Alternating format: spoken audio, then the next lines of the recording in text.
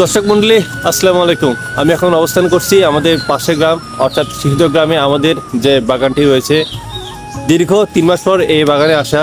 যদিও 15 দিন হলো বাসার ছুটিতে আসছি, কিন্তু আজকে প্রথমবার আসলাম এই ছুটির মুহূর্তে। আমি এসে জাস্ট শুধু দেখতেছি যে এই ঝড়ে বাতাসে কোনো গাছ টাছ ভেঙে পড়ছে কিনা বা গাছের কেমন অবস্থা।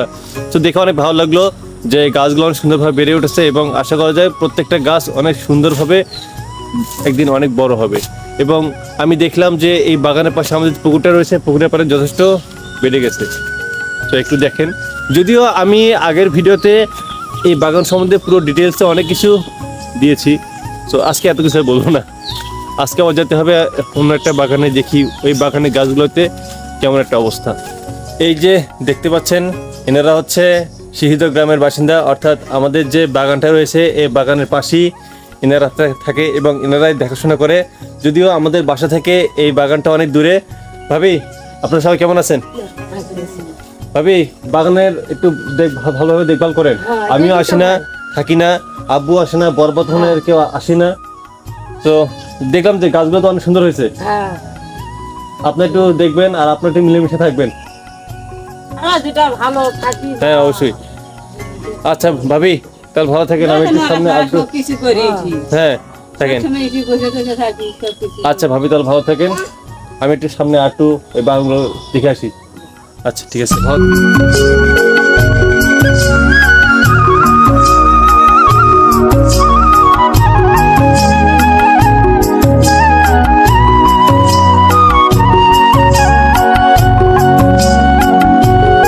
সিহিদ গ্রাম ছেড়ে আমি এখন যাচ্ছি পশ্চিম নয়নপুর গ্রামের দিকে। একই দিন যে গ্রামগুলোকে দেখাচ্ছি সেই গ্রামের চাইতে অনেক অনেক সুন্দর এই পশ্চিম নয়নপুর এবং তার পাশে অন্যান্য গ্রামগুলো। সো আজকে আমি প্ল্যান করছি যে আজকে সারাদিন এই গ্রামগুলোতে ঘুরবো। গ্রামগুলো সত্যি সত্যি অসাধারণ। এই যে দেখতে পাচ্ছেন যে গ্রামের যে মেঠোপথগুলো, অসাধারণ একটা গ্রাম।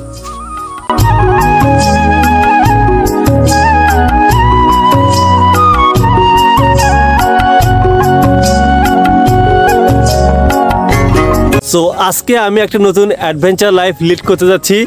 আমি যাব পশ্চিম নয়নপুর।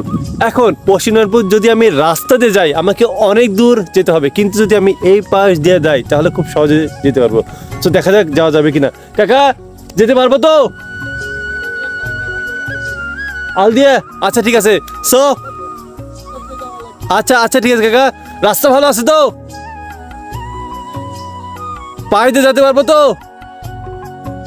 So, let's go!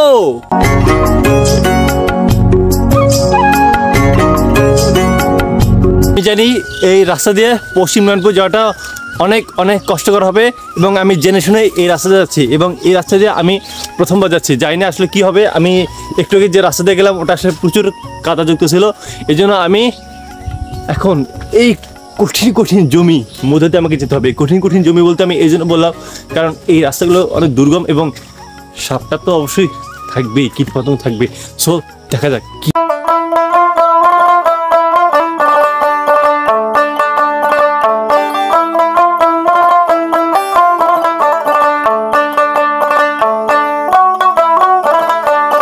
সত্যি কথা বলতে আমাকে এই অ্যাডভেঞ্চার লাইফটা আসলে অনেক অনেক সুন্দর লাগছে, কারণ আমি নিজে জানি না যে আসলে আদৌ পৌঁছাতে পারবো কিনা। কারণ এই যে দেখুন, এই রাস্তা দিয়ে আসলাম, এই রাস্তাটার কি অবস্থা দেখুন। এই যে একদম মানে ছন্ন ছাড়া, এই যে দেখুন যে একদম পানিতে ভরে গেছে। এই রাস্তা দিয়ে এখন আর যাওয়া সম্ভব নয়, যদিও এই রাস্তা দিয়ে খুব সহজেই যাওয়া যেত ওইদিকে। তো আমরা এখন বিকল্প রাস্তার দিকে যাব। ওকে,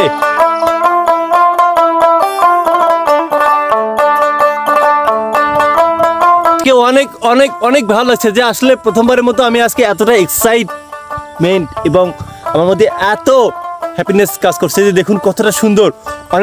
অনেক দিন পর আসলে এই জায়গাটাতে আসলাম এবং আমার যে পেছনে যে জায়গাটা দেখতে পাচ্ছেন ওইটাকে বলা হচ্ছে বাঁধ, কিন্তু এই বাস কিন্তু করতোয়া বাঁধ না। এই বাস হচ্ছে পশ্চিম নয়নপুর যেতে যে বাসটা কাজ করে। অর্থাৎ খুব কষ্ট হলো আসলে এই জায়গাটা পাড়ি দিতে। আরও অনেক কঠিন কঠিন রাস্তা পাড়ি দিতে হবে, সাথেই থাকুন।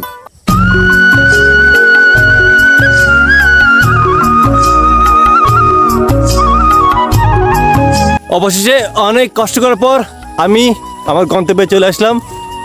এই যে আমাদের বাগান।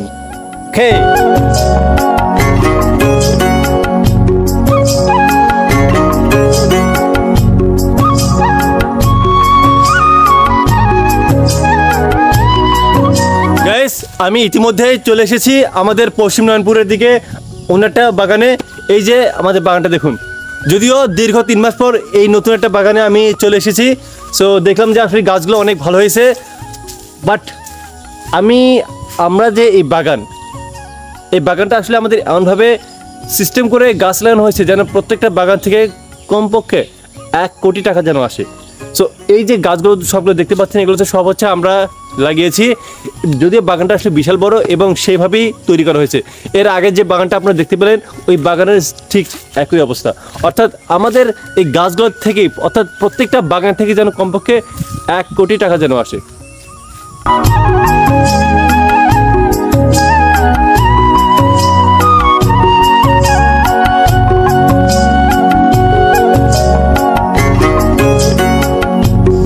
ইতিমধ্যে আমার পশ্চিম নয়নপুরের দিকে এই বাগানটি ঘোরাঘুরি করা শেষ। এখন আমি যাব পশ্চিম নয়নপুর গ্রামের দিকে এবং ওখানে অন্যান্য নতুন কিছু যে আছে আবিষ্কার করার চেষ্টা করব। এবং অবভিয়াসলি প্রবলেম তো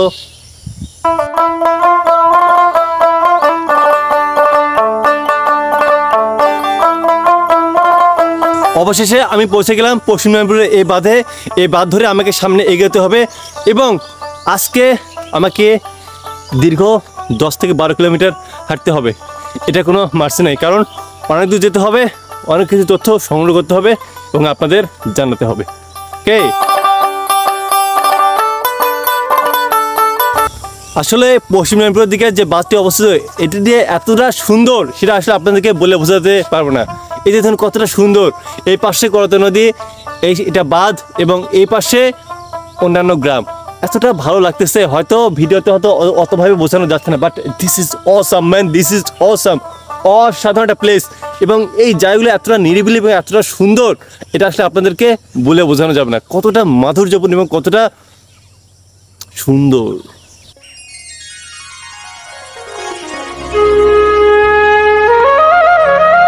অসাধারণ একটা লোকেশন এই পশ্চিম নয়নপুরের দিকে। এই যে দেখতে পাচ্ছেন আমি পশ্চিম নয়নপুরের দিকে এই বাঁধে যাচ্ছি এবং এতটা সুন্দর লাগতেছে এবং বাঁধের যে দুই পাশে গাছ, আল্লাহর রহমতে যে এই পাশে গাছগুলো এখনও কাটা হয়নি এবং অনেক সুন্দরভাবে লম্বা করে দাঁড়িয়ে আছে এবং অনেক অনেক ভালো লাগছে আসলে। This is fantastic man, fantastic.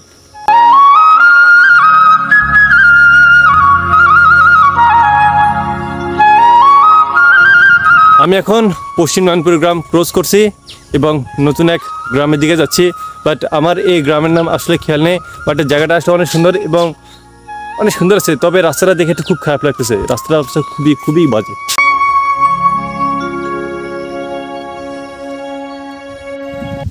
আমি এখন পশ্চিম নয়নপুর গ্রামটা ঘুরতে বেরিয়েছি, অনেকদিন পর এই গ্রামটাতে আসলাম এবং অনেক অজানা জেনে নেব এই গ্রাম থেকে। অনেক অনেক সুন্দর লাগছে এবং গ্রামের পরিবেশ তো অবশ্যই অসাধারণ।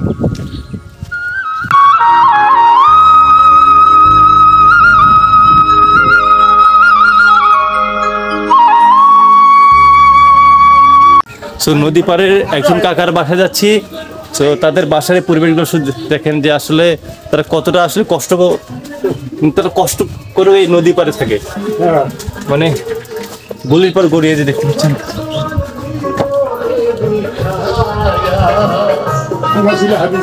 হ্যাঁ, খুব কষ্ট, অনেক কষ্ট করে আপনাদের এখানে থাকতে হয়। হ্যাঁ রে, চিন্তা করা যায় আর কোথাও নাই, বুঝছো না আসলে কত কষ্টকর ভাবে আমি দেখলাম, তো আমি নিজেই তো অবাক যে এখানে কাকার কিভাবে থাকে।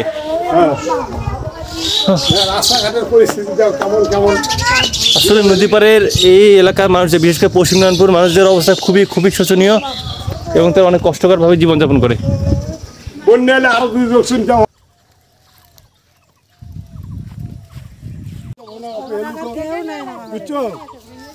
চিন্তা ভাবনা করি বলে একটা মাটি